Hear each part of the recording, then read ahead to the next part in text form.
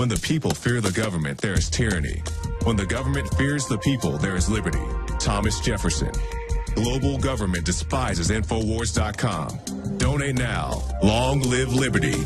Death to the New World Order. Okay, talking about real journalists, I spent like 20 minutes of the hour we had with her last time lauding her, but she really is a hero, and she's been an example to many other journalists to stand up and tell the truth, and there have been more whistleblowers since she went public. Amber Lyon is a 3-time Emmy Award-winning journalist and filmmaker obsessed with hackers, human and animal rights, and revolutions. In 07 and 08, she won the Emmy for Best On-Camera Talent Reporter. She grew up in St. Louis, Missouri, and attended the University of Missouri School of Journalism. She's also been awarded the SPJ Heart of America Award, Missouri Broadcast Association Certificate of Merit, and Edward R. Murrow Award. That's a big one. And Peabody Award. Wow, well, what has she not won? And a Gracie Award for Women in Media and more. For her documentary, I Revolution, she won the 2012 New York Festival International Television and Film Gold World Medal Award, and Lyon was nominated as a Livingston Award finalist in the documentary. Lyon continues to investigate ongoing cases of excessive use of police force, as she's been shot at doing it in California, against journalists and protesters in the United States and more. AmberLyonLive.com, and she joins us here again. But instead of me just ranting here, I want her to be able to recap, the latest she's seeing in journalistic manipulation, recap what happened with her case, basically leaving CNN, being forced out because she wouldn't follow the orders of foreign governments that were running CNN International, Bahrain, and others. And then I want to open the phones up for people to have a chance to talk to her. In fact, let me give you that number. If you want to join us, it's 877-789-ALEX, 877-789-2539. We're opening the phone system right now. We'll take 5 or 6 calls for Amber Lyon. Questions directly to her, 877-789-ALEX. And Amber, it is great to have you here on air with us. And I'm just so excited to see your story getting out there all over the place of just how manipulated CNN really is. Yeah, Alex, I really appreciate you having me on and having the gumption to discuss this story, because it's yet another one that's kind of been censored by the mainstream because other mainstream outlets are participating in similar behaviors. And really going on your show made a tremendous difference in being able to let people know that CNN has been what I consider to be defrauding viewers, creating these infomercials for dictators, this paid content that they're airing on CNN International that's actually being paid for by governments that, as journalists, we're supposed to be watchdogging. Exactly. CNN's paid for by Bahrain, Saudi Arabia, China, you name it. This show's paid for by our little sponsors and people that donate to the once a year Infowars MoneyBomb. And I know you're also building your own media organization, which is really exciting. That's what's going to defeat this dinosaur media and create the alternative. Talk about a little bit of what you're doing currently, and then let's recap your story. Yeah, I'm setting up a news and information aggregation and original content website. It's called muckraker.com, and it goes back. We're trying to reinvigorate the muckrakers of the 1920s, the Nellie Blys, the journalists that did a lot of undercover reporting, and really kind of bring back that hardcore investigative journalism that really hasn't been as present as it was since the 1920s after corporations came in and kind of squashed it. So we felt Muckraker was a great name because some of the best journalists in history were muckrakers. And we're really hoping to launch this site as a force for investigative journalism, also for whistleblowers who are brave enough to come forward. Again, a lot of listeners have seen your story in the news, but I mean, without me trying to break down the story first, recap exactly in a nutshell what happened to you and what you witnessed. I mean, you're one of the most important whistleblowers that come along in a long time because of just how wide-reaching and really bombshell this CNN activity is. Yeah, I mean, as an investigative journalist, I began to notice after working for the mainstream that the elephant in the room was the behavior of these corporations, not these individual investigations that I was doing. And I realized that the propaganda being fed to the public by the mainstream was just as detrimental as any other investigation I was working on. I also noticed that some of my coverage from Bahrain was being red taped. It was very difficult to get coverage on air, whereas Syria and Iran it was very easy to cover those countries. And I noticed this systematic cover-up of the behavior of a U.S. ally country, and I felt that that the public needed to know that a lot of people in the public have already come forward and felt that these organizations are screening the news. And I wanted to make sure that people knew that they were right in their beliefs. And I mean, the significance of this, whenever we have just massive information like this right out there in the open, and we have all the news of censorship in the White House saying what to do with the New York Times, and reporters at press conferences giving their questions beforehand. I mean, this is just absolutely rigged. Since when is journalism just repeating and regurgitating whatever press release you're handed? I know, Alex, you're exactly right. That's what we're hoping to kind of lead the way and redefine journalism with muckraker.com, because we feel that we've lost our way in this country as journalists. We're supposed to be watchdogs on the government. We're supposed to be ambushing our senators and congressmen constantly to get to the truth. And instead, the U.S. government is spoon-feeding the mainstream media stories and sound bites that they're then publishing as fact. A prime example is the situation with the attack on the U.S. Embassy in Libya. The mainstream media took whatever the State Department told them and published that as fact without doing an independent investigation, as we're supposed to do as journalists. And it came back to bite them, because as we found out now that the situation surrounding that attack and the way the State Department was framing it wasn't true. And these mainstream media outlets are quick to blame the State Department for not having the facts right. But really, I feel like they should be blamed, because they're the ones who are supposed to be watchdogging the government and these corporations. And Alex, that's part of the reason why we have so much corruption in this country right now, is because we really are lacking in true hardcore journalists and journalism.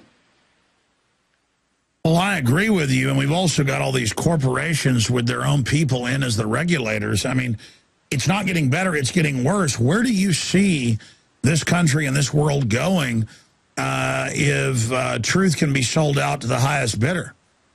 I'm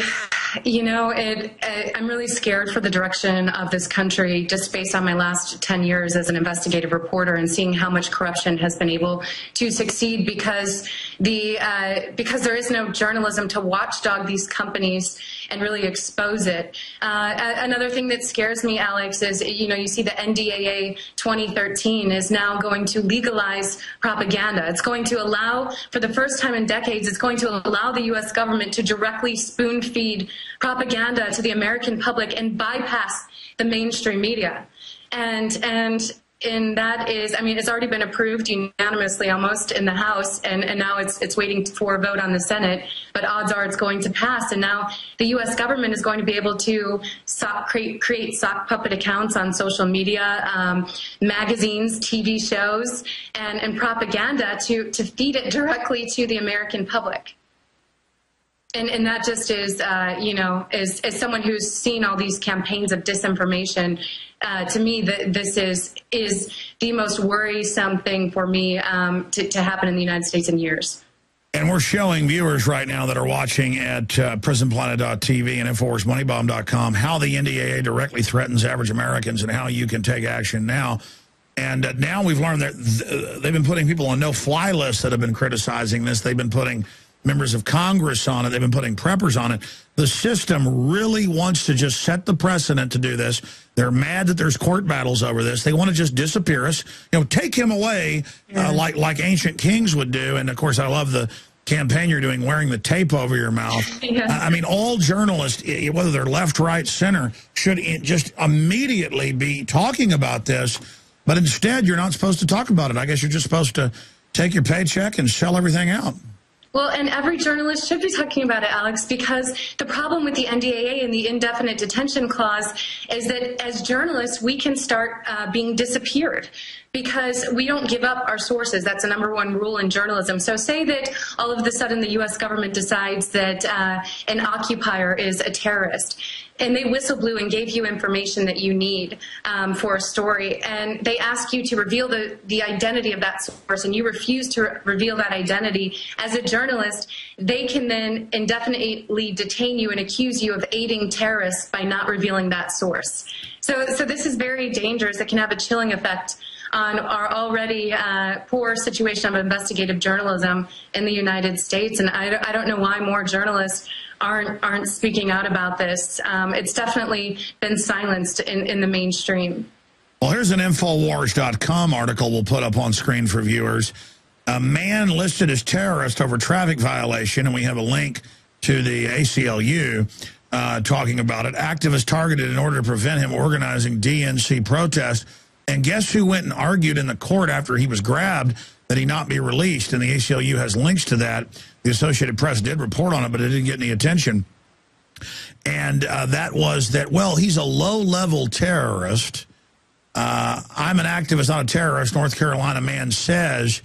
And they arrested a bunch of people and said, again, the Army, via Department of Defense, went to the court and said, we have copies of it, don't let him out. He's a terrorist because he wanted to protest. And they used a manual they'd been given by Homeland Security. I mean, what if Homeland Security made a manual saying, you know, being a mother is terrorist, or being a Christian is terrorist, or being a Muslim is terrorist? I mean, I've seen the former CIA director, Woolsey, when he was here in Austin a few years ago, say, put all the Muslims in camps. I mean, you know, this idea that you can just do whatever you want, and they just do it out in the open, and the public's so ignorant. I mean, I'm ranting about this. It's just that I sent Rob Dew, who actually won a lawsuit over this, and some of my other crew, like 3 years ago, to the G20 in Pennsylvania. They just won the lawsuit this year. And they said, yeah, the Army's on the streets. The Army says, go talk to our public information officer. He's right down there, down the street. So they pull up where they're supposed to go. They ask for the guy. And the military calls the police and says they're terrorists, and I've got to get on the phone when the police call me, and they go, well, we're going to arrest them as terrorists. They're planning to blow up the troops. And we had full video that we later put in my film, Police State 4, Rise of FEMA, with just my crew calmly pulling up, being polite, videotaping. And to them, it was just, we'll call you terrorist, and then that dehumanizes you when we put you in jail. It's like a game. It's like, you know, we're going to put you in a forced labor camp because we say you're a terrorist. I mean, it's so bizarre that it's like a joke. It's almost funny, but it's not. And then, of course, they arrested Rob Dew. But go ahead. Oh, he was arrested? Yeah, he was arrested for filming, and then he sued him over it and won. But the point is that this is terrorism in America. And who is the terrorist anymore, Alex? Well, they said he was a terrorist, yeah. Yeah, I think the word terrorist should I mean, everyone should just laugh when they hear it, because that's the way the U.S. government has treated it. And it has become the word terrorist has been used to really frame people who are enemies of the United States, regardless of whether it's an occupier or someone who really is a serious threat. And it's been abused so many times, the definition by the U.S. government, that I don't feel we can trust who the government says our enemies are and who terrorists are. And that's what Chris Hedges says, that the NDAA terrorizes us and is a terrorist, because the definition of terrorist is so broad in the NDAA, like you were saying, Alex, that really the government can just point their finger and say anyone's a terrorist and then disappear them. And that is a legitimate fear amongst activists, the more vocal activists. Well, sure, they want that chilling effect. I mean, I'm sure you saw the footage in St. Louis where they would have guys in uniforms grab protesters and throw them in cars. Have you seen that snatch and grab footage? No, I haven't seen that. Guys, type in real quick, just snatch and grab at G20 Pittsburgh. Yeah, but I mean, again, Dew on the video was like, what do you mean we're terrorists? We're just here to, they said come talk to you. And it's like a joke for the military and the cops. Like if they just call you that, it suddenly makes you that. I mean, it is absurdist. Yeah. And that's what the NDAA does, essentially, is it gives the government the power to crush dissent. In the end, that's really what it is doing, and it's also crushing journalism. And now, so the problem with the NDAA is, as you know, Alex, is every year it's reapproved and adjusted. And it's also attached to the salaries of our servicemen and women. So that little nugget makes it very difficult for a president to veto it, because then they blame the president that our service members aren't getting paid. Well, this year the NDAA is only getting worse, because now there are sections in it that are actually making it U.S. policy to go to war with Iran. In addition to that, they're allowing the U.S. government to directly feed the public war propaganda so that this war-weary public will approve a war. Oh, yeah, they did that last year. They legalized domestic psyops. Explain what that means to people. That's pretty much mind games and propaganda that will allow the government to get you to approve of things you may not have approved of in the past if you had the full amount of information. What's scary about it is they have unlimited resources. I mean, the average small media independent startup maybe has a budget of $1 million. Well, you can imagine if they're able to start media outlets as well and spoon feed this propaganda and these psyops and mind games to the public, Alex. I mean, how is the independent media going to be able to compete? Absolutely. It's incredible. I want to go to some phone calls, but I've been asking the questions here. Amber Lyon, award-winning former CNN journalist who basically left. They forced her out, but, you know, if you missed the last interview, they threatened her and stuff. She had a chance to, you know, cry uncle and go along with them, but she didn't. Very honorable. In a world of universal deceit, telling the truth is a revolutionary act. George Orwell, a.k.a. Eric Blair, said that. But before we go to calls in the 30, 40 minutes we have left with you, other points you'd like to make, other issues you'd like to cover, things you'd like to say about your case. I mean, I know you were saying you were getting emails and calls from people at CNN that most of them agree with you. That's very heartening that even if they're afraid to lose their jobs in this depression, that they at least did say, hey, we know you're right. Yeah, and that was very refreshing. And I had seen that as I was an employee there. I had seen so many of my colleagues that were upset by CNN's behavior, but they just didn't. Were tied down to families or retirement plans or fear for their own safety. You know, Time Warner is a powerful enemy that has a very strong reach. A lot of people were scared as a journalist that if you go against Time Warner that owns Time Magazine, HBO, TBS, CNN, that you would never get a job in journalism again. For me, the censorship and what I was seeing was so horrific that it didn't matter to me. I almost felt like I'd rather not work in this field than continue to allow this to happen. So I've only had a tremendous amount of support from them. Also, a lot of support from people who knew this was going on but just didn't have that validation. They didn't have someone saying, you're right, you're not a conspiracy theorist, this is really That's a good point. They say nothing bad's going on, so even when you know it's going on, that happens to me. Even when I know I'm right, later when it comes out, I go, oh, good, I wasn't crazy, because it's like reality is so nuts. It is. I know. Sometimes I find that, and I agree with you, Alex. Sometimes you find stories and discoveries about the behavior of the U.S. government that it's almost so unbelievable. It's very difficult to grasp the reality, but I think that we all need to have the courage to grasp the reality, because until you have that information and you know what's going on, you can't work to change it.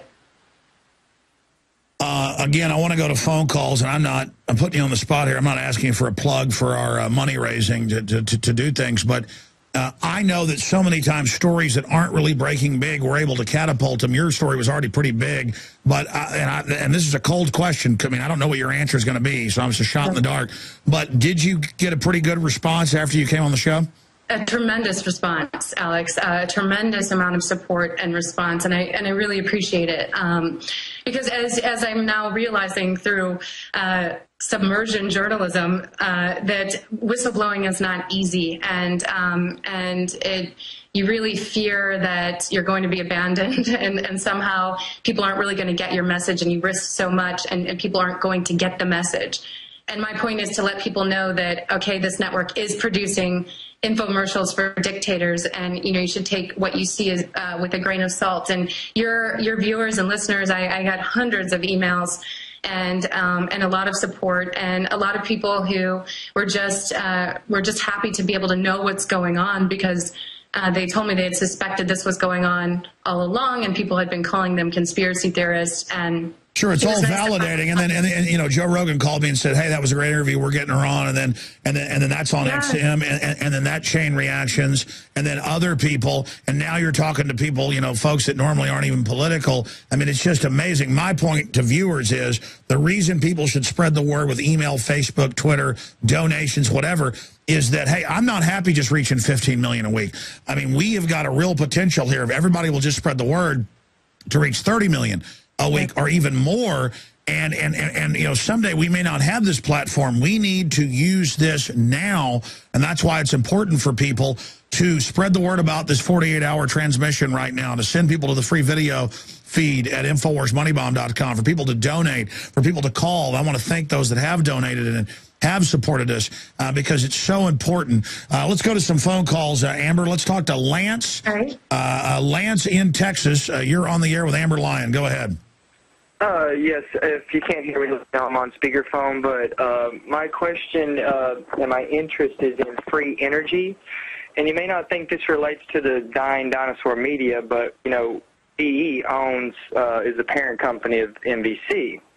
Well, no, sure, they're suppressing all sorts of real alternative energy. And I mean, do you have a question for our guest? Yes, I do. I'm saying if the free energy motors would ever get out into the mainstream, would it end the New World Order's grip? Yeah, that's a great question. Thanks for the call.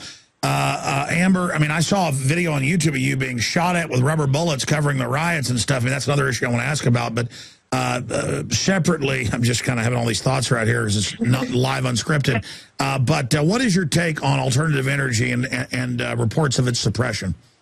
Well, I do think that it isn't being accurately covered in the media, and I feel like that's why corporations have such a tight control on the mainstream media, because they know once these messages reach the mainstream that becomes dangerous, because then that can compete with their censorship. So obviously these stories, I mean, you're not hearing about these stories all the time, and they are some fascinating, it's fascinating information, especially journalistically. So if you're not hearing about something that you think is important, odds are it's being screened and kept away from the eyes of the majority of Americans. And I mean, that's the thing. So many people think, oh, well, it's all corrupt, just give in to it. When you do that, it's a bottomless pit. There's no end. And when good people stand down, it gives the very worst people control of the entire paradigm. Thanks, Lance. Sabian in Pennsylvania, you're on the air with Amber Lyon. Go ahead. Yeah, it's Sabian. Alex, thanks for taking my call. Keep fighting the good fight. Amber, obviously you have a heart. You're not afraid to show it, and we're all on your side for that. I've been posting multiple posts on Facebook and talking to people to wake everyone up, doing what I can. I'm noticing there are a great amount of people out there that want to take our country back. My question is, Amber and Alex, what can we do to fight back?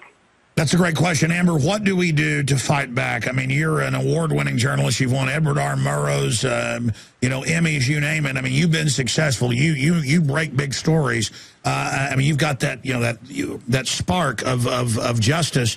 What do you recommend we do? I mean, I say get cameras, get out, start reporting, put it on YouTube, start a local newsletter. None of us are perfect. Just start fighting. Yeah, like everyone says that the revolution won't be televised. What I think everyone can do is really make sure that people get this information. I've been so thrilled, Alex, by your viewers and your fans, because when I've shared stories now on Facebook, they've told me, well, I tried to talk with my mom about that or my grandmother about that and let her really know that this was happening. And to me, that information, like I said, is power. You can't make change unless you know what's going on. I also think that protest is a legitimate form to make change here in the U.S., and that's why I'm working now on a book to highlight the benefits of protest. I think the media, once again, surprise, surprise, the mainstream media has really painted protesting as this awful thing with these just a bunch of hippies. And evil Americans getting together and organizing. It's so 1776. Exactly. And you look at protest is the only way we've had change in this country ever. I mean, that it takes the American people to get out to the streets and voice their concerns and really show the government or certain corporations that they're not happy. Look at the civil rights movement. When is your book coming out? Because I want to read it and I want to carry it. Wonderful. Thank you, Alex. I see that you're very supportive. I appreciate that.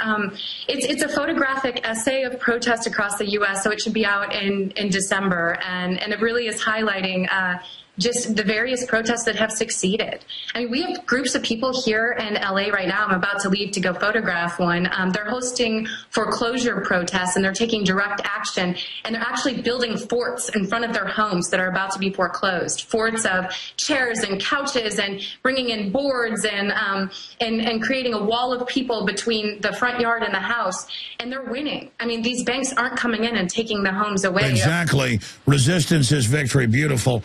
Sabian, does that answer your question? I've seen a lot of people in Occupy and whatnot that did try and do that, and they ended up getting gassed and beaten and whatnot. I mean, it's crazy, you know? Yeah, well, I mean, look, you know, fighting for liberty isn't going to be easy, and Occupy got infiltrated by the Democrats, and they couldn't take it over. They went ahead and had a coordinated Homeland Security raid in, 30-plus cities. Again, since when do the feds coordinate ordering local police to arrest all the occupiers?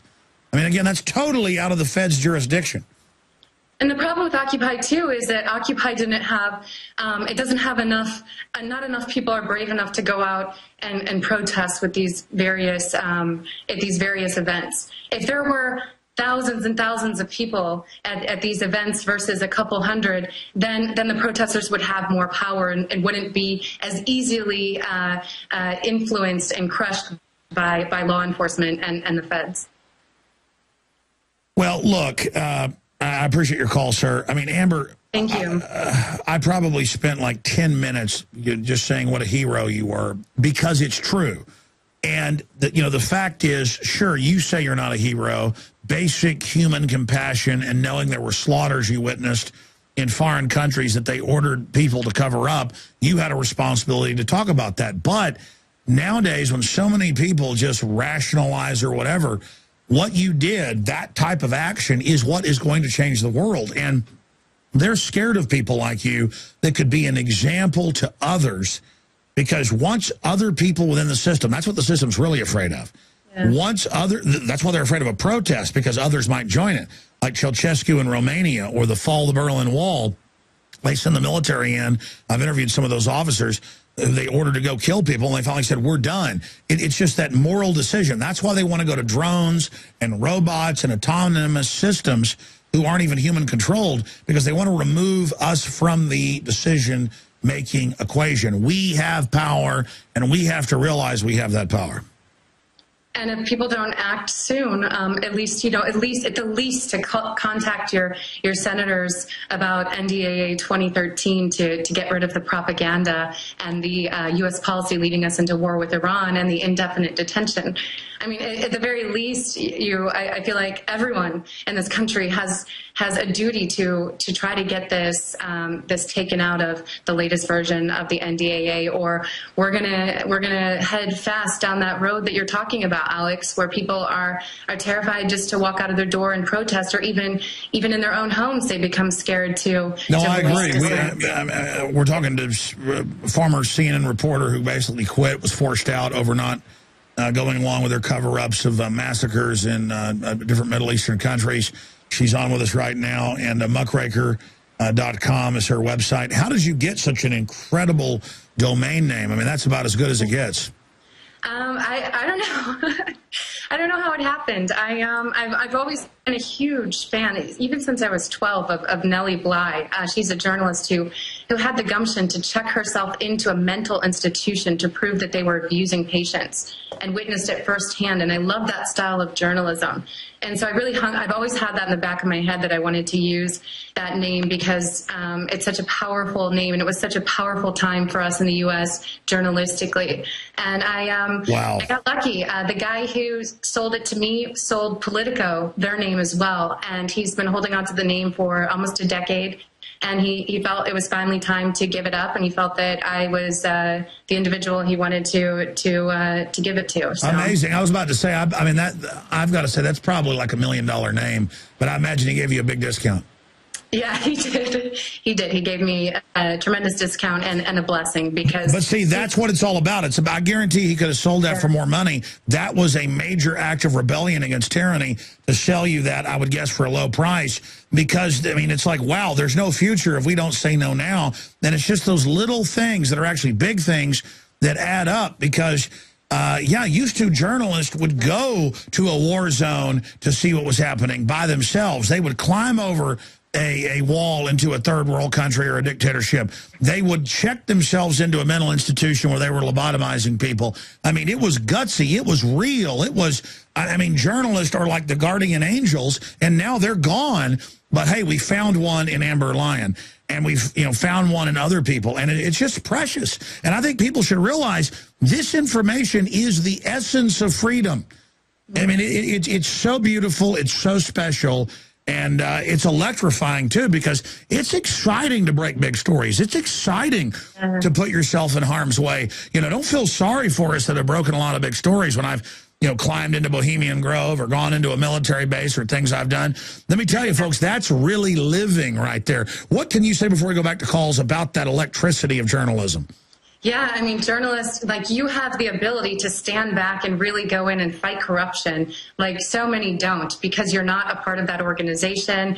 And if you have a tremendous platform like you do, Alex, you can really take an expose and really give it to the public so that change can happen. And that, to me, is the most rewarding thing as a journalist, when you're able to expose some type of corruption and then you see direct change happen because of that expose. And that's the true essence of being a journalist. And what we're seeing on TV now, Alex, those are celebralists. The majority of hardcore journalists have had to or have been forced out of the mainstream, and they're out there now floating around, and they need homes like in your institution as well as what I'm starting, because there are some fabulous journalists out there. They just need a platform right now. They certainly do. I remember, I don't know, 6 months ago, we had a journalist who'd written for the local papers and stuff, but he quit because they wouldn't let him publish it. He caught the cops basically drugging the local occupiers so they could demonize them later and offer them drugs to set people up. And at first, the media said it wasn't true, but then later had to admit they were taking them to the police station and giving them cocaine, heroin, you name it. And at first, people are like, the cops are giving people drugs, but then it came out that it was even a federal program. It's just, all you've got to do is anybody can go and objectively report on what they're seeing happen. And I mean, I'm totally self-trained. I found out there were programs, taking old people's property, and I went and exposed it, and it made national news 17 years ago. It's not hard. There is so much corruption out there. Just go out there and start talking about it. Alex, I was just thinking that, because we used to think as journalists, we need to go overseas to highlight this poor corruption in this country and these poor people who are being oppressed. And now, as journalists, even around the world, people are being attracted to the United States investigative journalists like a magnet, because there's so much corruption and there's so much oppression going on right now. And we need journalists. And I've had a lot of your fans write me, Alex, and say, I've always wanted to be a journalist. How do I start? Well, that's exactly like what you said, Alex. And when they see corruption, blog about it, or send story tips into reputable sites. And anyone can be a journalist. It's real easy. Go ask your mayor in the 3-minute communication, do you take money from this group? They'll lie and say they don't. You go to public records and show the video and then show the document, and it will end up getting picked up, because so many mainline journalists are scared and lazy. But if it's all been done for them, it'll end up in the paper. Exactly. And then there you go. You've been a journalist. I always say, and this is what I'm looking for in people that I'm hiring, is that it takes more heart and passion than it does training.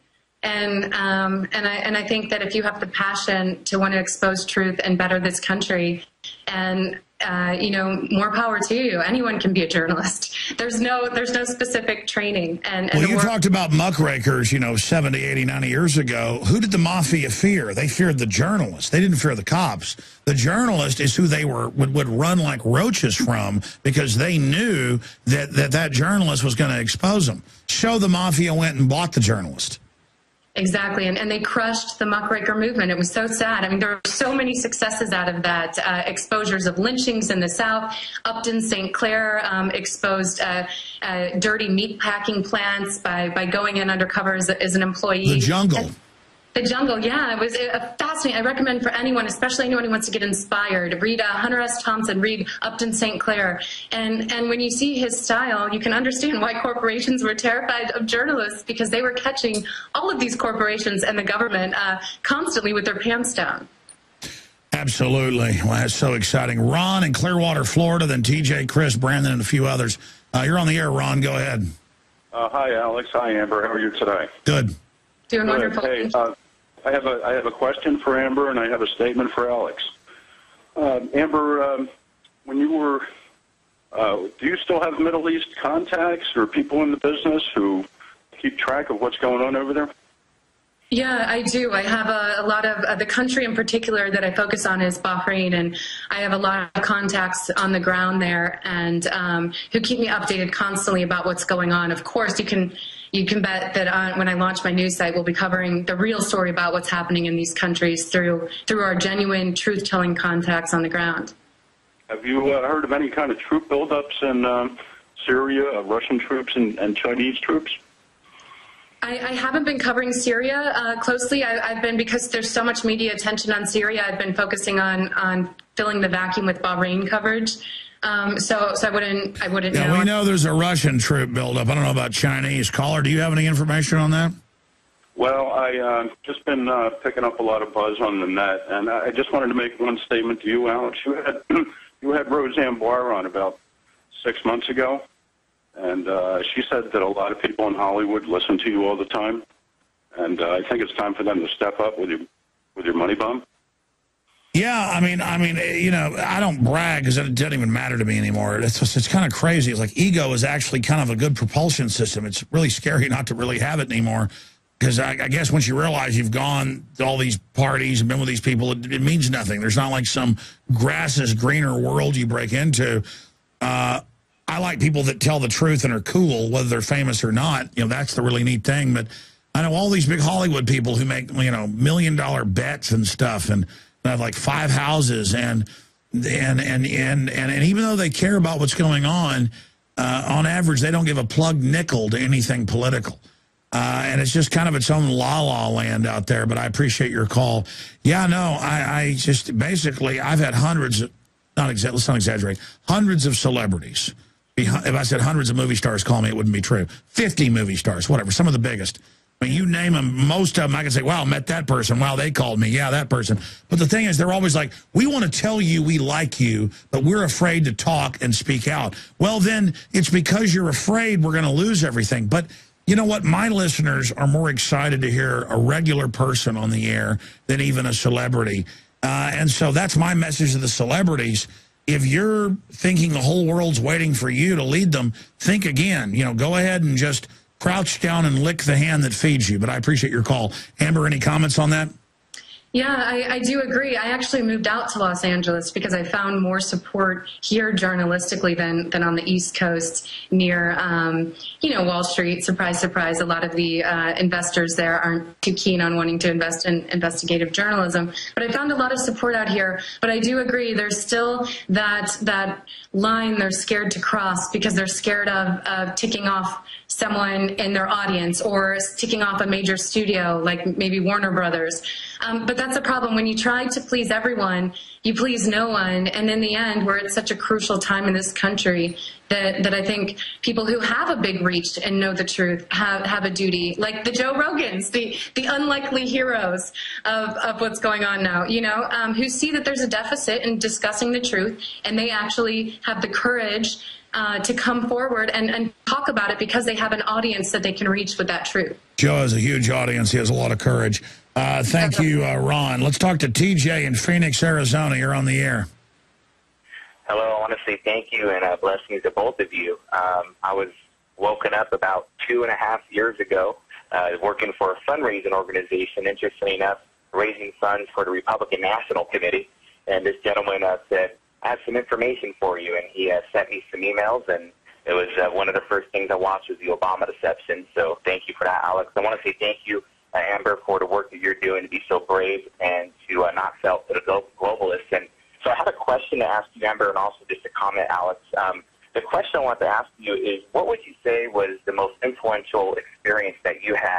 that really shook you up to make you kind of be a whistleblower? How did that happen? When I woke up, like you said, waking up, it really is true. You all of a sudden wake up one day and realize what's going on. And then I started to see that the public is being fed propaganda for a war with Iran, which I consider to be Iraq #2. And that's when I felt an ultimate duty. I mean, we can't have Iraq #2. We've seen what happened. And I felt a duty to come forward and let people know, wait a minute, there are stories that could go against this war that are being screened, and the media isn't telling you 100% the truth. And I felt a duty to come forward, and just try to enlighten as many people as possible before a potential conflict starts. Absolutely. And my comment's kind of funny you answered that way, because my comment for you, Alex, is I'm actually Jewish, but I'm a Messianic Jew. I believe that Jesus is the Messiah. And, I've heard a lot of, propaganda from my, Jewish, people that I know. And what I've learned is that a lot of people, even on my side, are blind over really what's happening. And one thing I appreciate you about, Alex, is that the idea about the rapture. I believe that there is a rapture, but the rapture occurs when actually the Messiah, Jesus, returns again. I don't believe it's anything where we're all going to escape. Well, yeah, I mean, if you believe the Bible or the New Testament, I mean, it says clearly it's after the devil's tied up and thrown in the pit. But I just see the rapture as this giant cop-out to everybody stand down because Jesus is going to save us, and it's not even there in the Bible. But without getting into religion from a religious perspective, just from an anthropology perspective or a psychology perspective, when you look at it, I mean, look, everybody's just people, whether they're black, German, Jewish, whatever it is. The average Jewish person thinks they're under attack. They are under attack because the globalists are funding both sides. They hear Iran saying they're going to blow them up, so they go to their government and say, okay, take my liberties to defend this. All these governments are manipulating us with the same stuff. We're all just people, and if we get past all the rhetoric and the divide and conquer, there are a bunch of criminal interests that know how to play dirty tricks to get us to give us, to get us to give our power over to them. And let me get Amber's take on that. Thank you for the call. Yeah, I agree with you. I think that people are being taken advantage of, and that's another reason I came forward too, is because I grew up in the Midwest. I see my family there being fed this propaganda and being taken advantage of, not only by the media but by the U.S. government and all of these corporations who are using their hard-earned money to go and fund unnecessary wars, and it's not right. And I feel like people are just being taken advantage of right now, and I'm hoping that information can be power, and that can empower the people to take back this country. Let's go ahead and talk to Chris, another caller from Clearwater, Florida, or is that the same Chris from Clearwater, Florida? That number getting a new call, another call from Clearwater. Chris, you're on the air. Alex and Amber, thank you. You are on the front lines of the Infowar. And I wanted to offer a solution to prevent our wealth from being robbed from behind our front lines, where the international banksters are reaching straight into our pocketbook and shipping it offshore. So I would ask you if you would please publicize or start or participate in any existing local community currencies, because they cannot be spent at big box stores. The wealth stays local, and because the elite control all the valuable resources, they can manipulate world markets except for the one asset that's universal to everyone, and that's time. Now, we have the Ithaca Hour that was established in 1991. That's the best modern example of a pioneer, but we have them springing up again all across the country, just like the last Great Depression. There were over 3,000, and here we have Clearwater Hours begun just a month and a half ago. We have 26 participating businesses, and really, we don't need to persuade a business how terrible and diabolical our rulers are, the puppets are. You don't need to attack the puppets or wait for the next election or have demonstrations. It's easier to show how we can have prosperity without having to show how to, while avoiding all the divisiveness. Now, Harry, do you have a question for our guest? Well, I would ask you if you've heard about, or if you haven't, please investigate and publicize more community usury-free local currencies.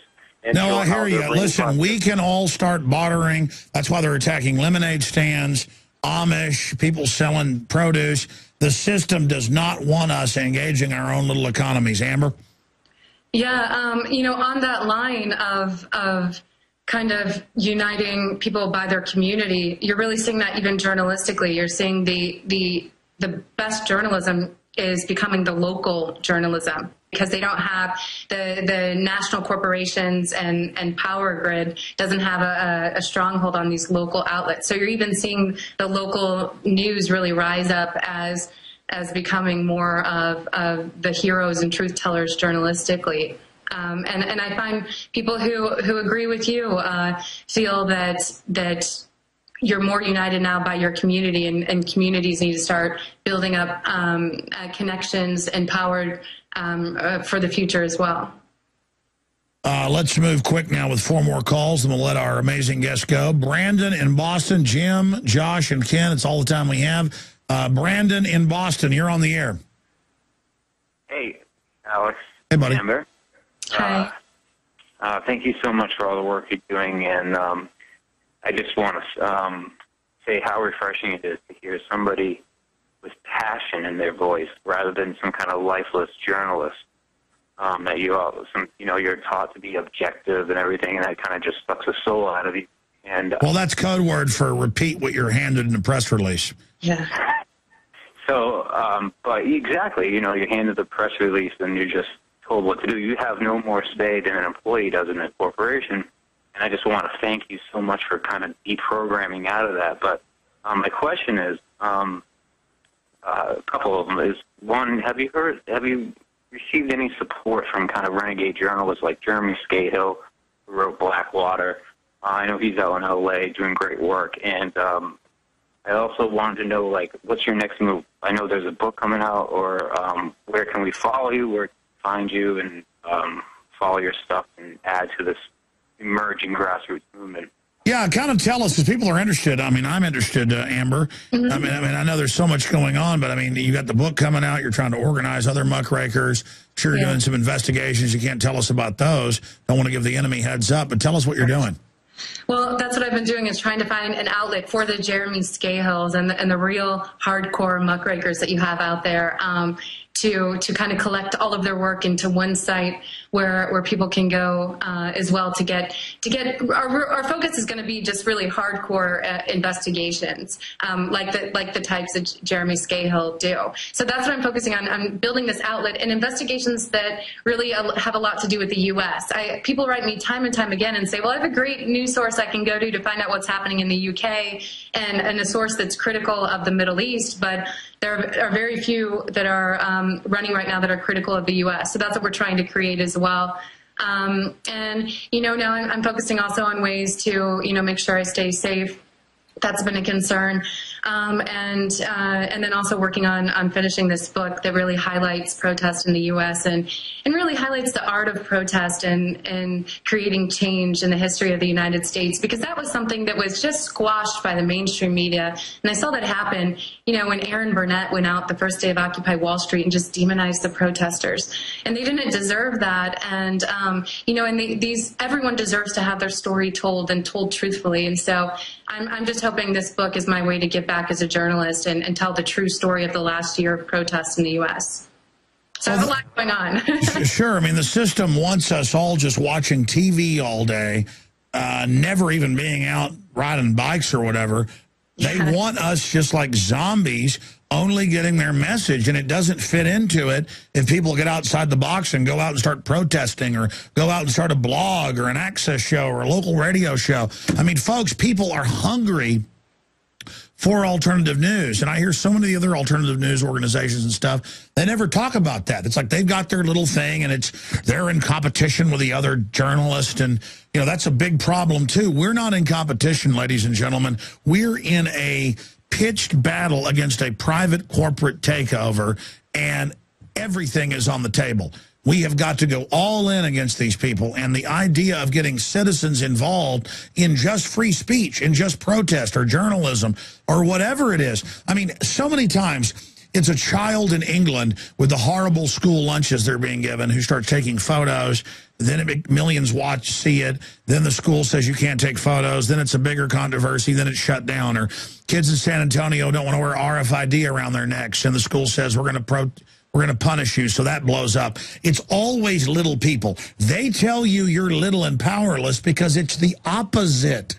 It's so much of the real news is generated by people that aren't even trained journalists. They're just videoing what happened. Take Spain. They want to ban videotaping police. Amber, let me ask you about this. Illinois wants to give people life in prison. Remember that case for videotaping? There's no perception of privacy. You know that. I mean, that shows how scared the system is just of people putting out real reality and not their filtered infomercials for dictators.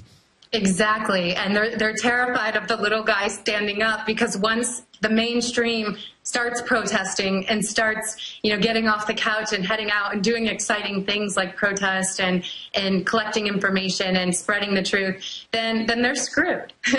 There's no way they can compete against 300 million people in the United States who say that they want change and they want their country back. And that's what I saw right away. I mean, the writing's on the wall. That's why right away the mainstream media came out and crushed the protests and crushed them strongly. And, because the mainstream media is like, we're the only ones that can speak, not you. Exactly. And thank goodness for cell phones. And now anyone can become a journalist and put a photo up or a video and get more views than CNN gets. And that is very scary to them. And Alex, that's why the NDAA 2013 scares me even more, because the government has so taken such a stronghold of our mainstream media that now they've lost so many viewers that they don't have the power to reach such an audience. So now instead they're going to pass this NDAA 2013 and allow them just to feed propaganda directly to the public, so they can completely bypass the mainstream media because they've already ruined that. And to me, that's just another obstacle that we're going to face as citizens and as journalists in getting the truth to the people. Wow, let's race through these final calls. He's got to go take photos of people fighting to stop homes from being repossessed by the banksters. Jim in Florida, Florida Keys, you're on the air. Hello, I have one question for Amber, who is a investigative reporter and history buff, might be able to answer off the top of her head.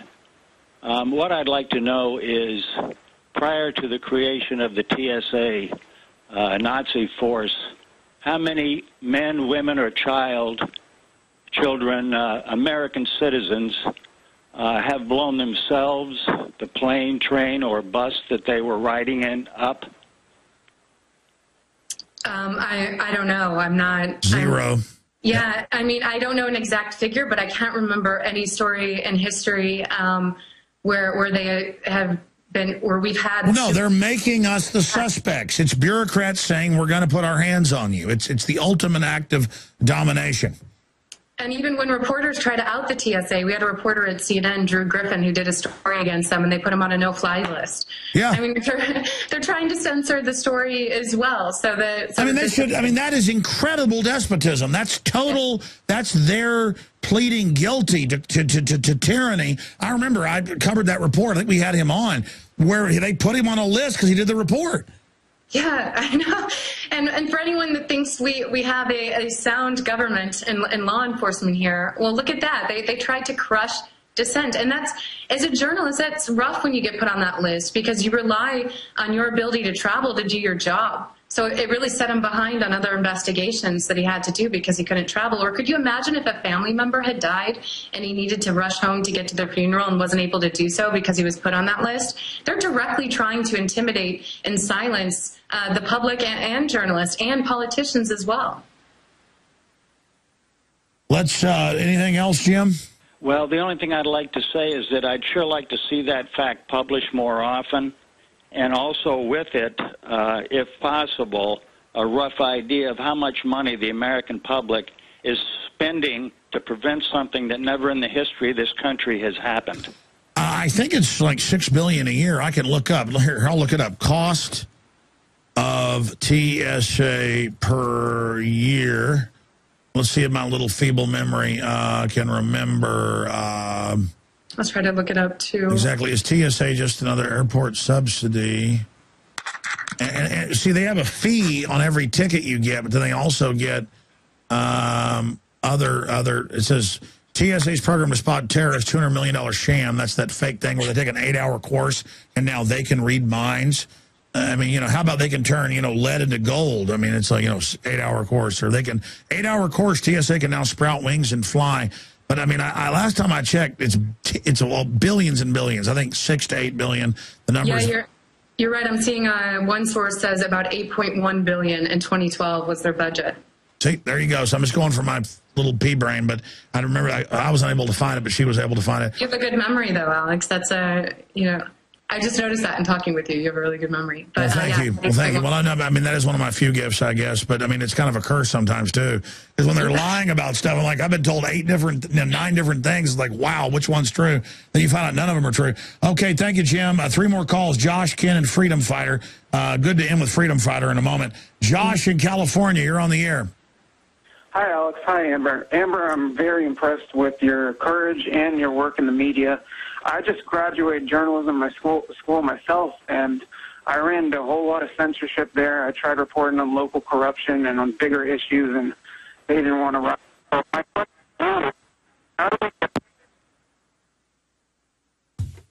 Caller, I missed part of that end part. What'd you say? We lost him. Did you catch any of that, Amber? I think he was about to tell us that his journalism school was censoring him, or maybe the local paper, but I didn't hear the rest of it. Yeah, so. we didn't censor him, but here's an example. I've been invited to speak at University of Texas, St. Edwards, and others, and I would foolishly before go, and they'd have cops waiting when I got there and say, we're not sure if you can speak. The journalism department head wants to speak to you, and there'd be some man or woman freaking out, and they'd sit in the front row, and then they'd have, I mean, it was like, wow, in the journalism department now it's dangerous to have me come speak.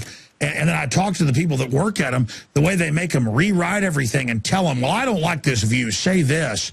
I mean, it's like weirdo control freaks in there teaching the opposite of journalism now in these higher education facilities. Well, I wouldn't be surprised, too, if that was infiltrated by some type of Mockingbird government program. Because obviously people don't want journalism to succeed. Journalism is the biggest threat to corruption in many ways.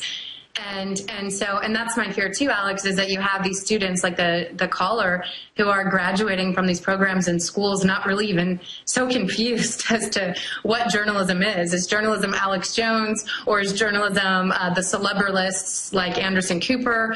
I mean, what is it? And that's something I'm hoping to revive as well. But in the end, journalism is publishing what someone else doesn't want published and really telling the truth, something you do often. And I think that, I think I think that it's scary to a lot of people who don't want journalism to succeed, to have a whole new generation of students taught to be real journalists. 2 final calls. Ken in Minnesota, you're on the air with Amber Lyon. Go ahead, Ken. Okay, let's go to Freedom Fighter in Texas. Freedom Fighter, you're on the air.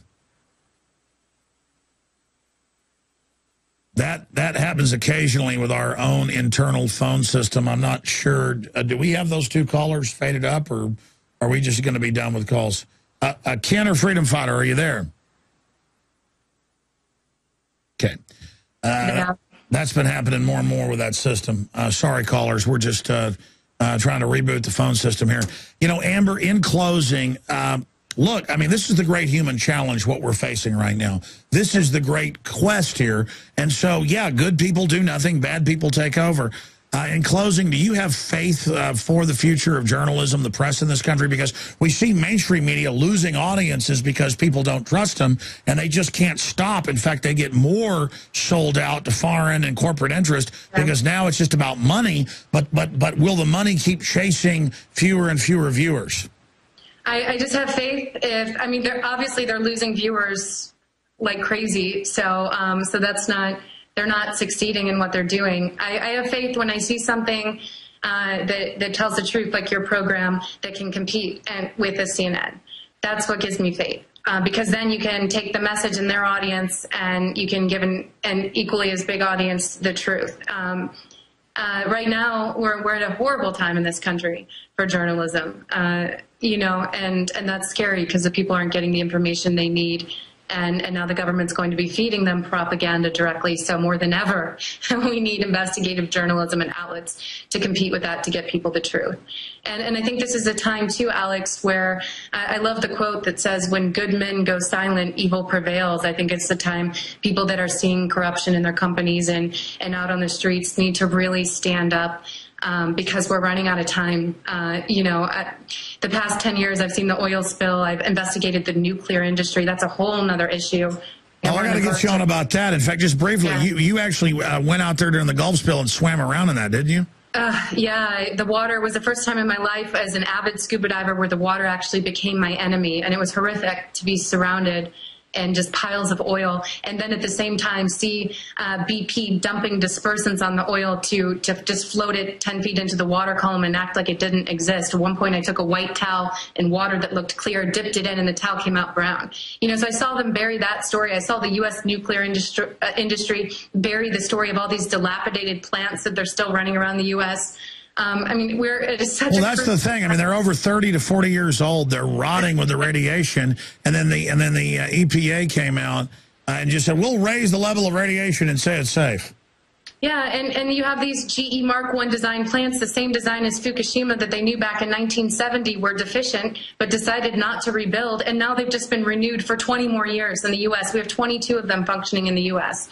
And a lot of them are run by corporations that boldly have outright lied to the Nuclear Regulatory Commission. Amber, we love having you on in the next few weeks or months, whenever you're ready. I'd love to have you on and like send us those exhibits and have you on to show these documents, because I'm aware of some of them. The phone system did, it'd be awesome. The phone system did crash and die. That's why we lost all those callers. Let's see them with one caller or two callers. We have two women now. Jane in New Jersey, then Heather, and that's it. Jane in New Jersey, you're on the air with a real journalist, Amber Lyon. Go ahead.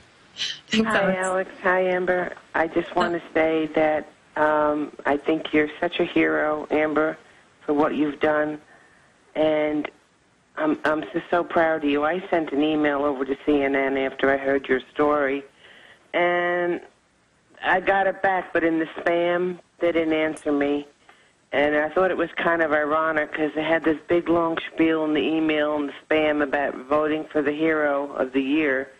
And I want to vote for you because you should be winning that CNN Hero of the Year award. Well, that's a great story. Do you have a quick question? No, I just wanted to say thank you for you, Alex. I listen to you every day. I've been unemployed 9 months, so right now I can't give to you, but I will. Oh, please don't. Please do not. As soon as I get back to work. And I just want to say thank you, Amber. You have a lot of courage, and you have something that they don't have, and that's called integrity. That's right, and that's all we've got is our integrity. Wow. It's got to feel good to get calls like that. Thank you so much, ma'am. One final caller. Now they've loaded like 20 on there. We got to go in like 2 minutes. That was Jane in New Jersey. Heather in Virginia, you're on the air. Yes, sir. Thank you for taking my call. I was in the military, and I just have a quick question for both of y'all. Since I'm a veteran, should I be worried about my safety concerning, what could happen in the future? Well, they do demonize the veterans, but, I mean, this tyranny couldn't even take over New Orleans or conquer Baghdad. So a lot of it is just bluster and getting us to get in line. Amber? Yeah, do you fear that, who are you scared of safety-wise? Well, I personally have suffered from PTSD and some really bad stuff in the military from my experience. And, reading what happened to the other gentleman, what happened to him, because he posted stuff on Facebook. I don't even post anything political on Facebook. So I'm just worried. Like I said, when good men go silent, evil prevails. So if you let that intimidation work, in the end, the press stood behind Brandon Robb, and it was exposed. What happened to him was exposed. So I don't think by any means you should let it silence you. If you let it Exactly. People always say, Alex, this is scary. You're trying to scare us. No, we need to get going because it's bad and say no to it. One final caller, Angel in Minnesota. You're on the air with Amber Lyon. Go ahead. Hi there. Hi. I just have I have a comment about exposing things, the vaccinations with the children. I've got two poisoned children from the vaccinations, and they've suffered greatly from it. And it just really tears me up because I can't afford to fix them, you know, and they hurt them bad. And I just want to make some connections with, you know, the whole drug scene, right? They have poisoned my kids so bad that they have yeast overgrowth, right? And the yeast overgrowth is there because the good bacteria is killed. And what happens is the yeast overgrows so much that it grows roots and it perforates the walls of the intestines. Yeah, no, I mean, they know the vaccines are killing the kids and all the big pharma corruption. It's just unbelievable. Amber, are you going to do any investigations into vaccines and the side effects? Big Pharma has been the bane of my existence as a journalist, Alex. I'm definitely going to be covering them. And I think that if we had enough journalists actually going out and calling out these corporations and these pharmaceutical companies for their lies and their faulty vaccinations, then there'd be a public outrage and it would stop. Unfortunately, that hasn't happened to the level it needs to. So I'm hoping more exposure will be done in the future, and I'm so sorry for your struggles. Yes, Angel, thank you so much for the call, and it hurts my heart to hear what you're talking about. So warn other women about what happened to you with vaccines so that their kids don't get damaged. That's why I talk about vaccines so much. Well, Amber, I want to get you back on about the nuclear industry and your research in that area. And again, thank you for the time. I know you're very, very busy. Muckraker.com, and I look forward to see all the investigative reports there. And I look forward to you talking about them here on this show. Thank you. Awesome, Alex, and thank you so much for your support and really, taking time to spotlight a fellow journalist and give me a platform to let people know about what was going on at CNN. I really appreciate it. Oh, hey, please don't thank me. We hang together or hang separate. We are all in this together. Amber Lyon, thank you so much. Thank you, Alex. Visit Infowars.com and PrisonPlanet.com. When you're on the site, you can also tune in 24 hours a day to my daily radio broadcast. There's also a free iPhone app to listen to the syndicated radio show when and where you want.